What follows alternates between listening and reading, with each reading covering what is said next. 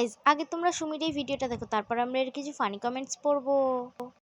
আজকে সুমির বাবা আমার কাছে ঝালমুড়ি মাখা খেতে চাইলো। যে খাবারটা ছেলে মেয়ে ভালো খায় সেই খাবারটাই আমাকে বাড়িতে বানিয়ে দিতে হয়, আর ছেলে মেয়ের জন্য আমাদেরও সবার খাওয়া হয়। সুমির বাবা খাওয়া দাওয়া নিয়ে কোনোদিনই আমাকে কিছু বলে না। আমি যে খাবারটাই দিই সেই খাবারটাই ভালো খেয়ে নেয়। সুমির বাবার এত কাজ থাকে যে বাড়িতে সুস্থ হয়ে থাকতেও পারে না। আজ সন্ধ্যায় বাড়ি ছিল বলে আবদার করলো ঝালমুড়ি মাখা খাবো, আর আমি দেরি না করে বাড়িতে যা যা ছিল সেটা দিয়ে আমি ঝালমুড়ি মাখা করে দিলাম। এই ঝালমুড়িটা আমি কি কি দিয়ে মাখা করলাম সেটাই তোমাদেরকে বলবো। প্রথমে আমি দিয়ে দিয়েছি মুড়ি আর 2 রকমের চাল। তারপর আমি শসা, টমেটো, গাজর, কাঁচা লঙ্কা, আদা সবকিছু কুচিয়ে দিয়েছি, সঙ্গে ছোলা সিদ্ধ, লেবু, লবণ, তেলও দিয়েছি। এই ঝালমুড়িটা মাখানোর সময় এত সুন্দর ঝালমুড়ি একটা গন্ধ বেরিয়েছিল সেটা তোমাদের আর কি বলবো। এদিকে সুমির বাবা দেখছিল টিভি আর ঝালমুড়ির গন্ধ পেয়ে আমাকে বলছে সুন্দর একটা খাবারের গন্ধ পাচ্ছি। কিন্তু এদিকে সুমির বাবাকে বললো, বাবা কিছুদিনের জন্য চলো কোথাও একটা ঘুরেই আসি। সারাদিন তো তুমি কাজ নিয়ে ব্যস্ত থাকো, একটু কোথাও ঘুরতে গেলে মনটা ভালো লাগবে। তোমার জন্য মায়েরও যাওয়া হবে। আর মাকে তো যেতে বলে একটা কথাই বলবে, তোর বাবা না গেলে আমি কি করে যাবো বল। সে যাই হোক, तो चलिए शुरू करते हैं। সুমির মায়ের ভিডিওতে যা থাকে, সুমি বললো, সুমির বাবা বললো, সুমির মা বললো, সুমির ভাই বললো।